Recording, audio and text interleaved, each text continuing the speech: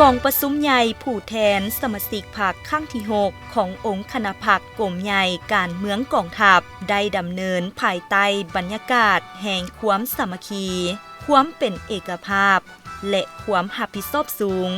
ทางด้านการเมืองเคียงคู่กับการติดตามอย่างใกล้ชิดของบรรดาพนักงานสมาชิกพรรคและนักรบในทั่วกรมใหญ่การเมืองกองทัพโดยมีผู้แทนสมบูรณ์เข้าร่วมจำนวน144สหายซึ่งเป็นตัวแทนให้แก่สมาชิกพรรคในทั่วกรมใหญ่การเมืองกองทัพพร้อมด้วยแขกถึกเชิญเข้าร่วมกองประชุมใหญ่ได้พร้อมกันค้นคว้าตกลงหลายปัญหาสำคัญและได้สิ้นสุดลงด้วยผลสำเร็จอันจบงามผลสำเร็จอันสำคัญดังกล่าวได้เป็นพื้นฐานในการจัดตั้งปฏิบัติบรรดาหน้าเวียกในต่อหน้าโดยเฉพาะแมนแผนการต่อจากนี้ฮอดปี 2030 เพื่อรับประกันให้แก่การหันเปลี่ยนอย่างจริงจังในการจัดตั้งปฏิบัติมติกองประชุมใหญ่ที่ได้วางออกให้บรรลุผลสำเร็จตามคาดหมาย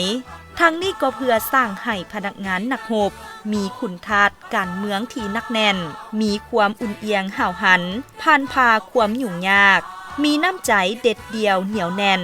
ยอมเสียสละเพื่อประเทศชาติและประชาชนต้านแนวคิดสวยโอกาสเอื้อยอิง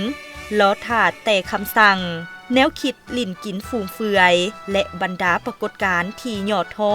และเสียภาพพจน์ของกองทัพสืบต่อเอาใจใส่ปรับปรุงก่อสร้างพนักงานและการจัดตั้งมหาชนให้ถูกต้องตามทิศนำและหลักการของพรรครับประกันให้พรรคมีความปลอดใสเข้มแข็งหนักแน่นสามารถชี้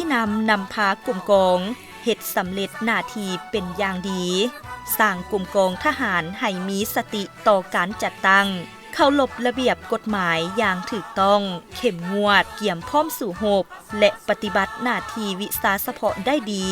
อย่างมีประสิทธิผลสูง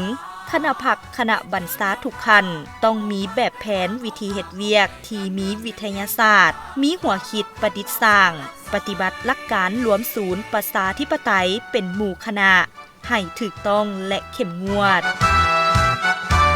ตั้งหน้าพันขยายมติกองประชุมใหญ่ผู้แทนสมาชิกพรรคครั้งที่6ขององค์คณะพรรคกรมใหญ่การเมืองกองทัพให้ปรากฏผลเป็นจริง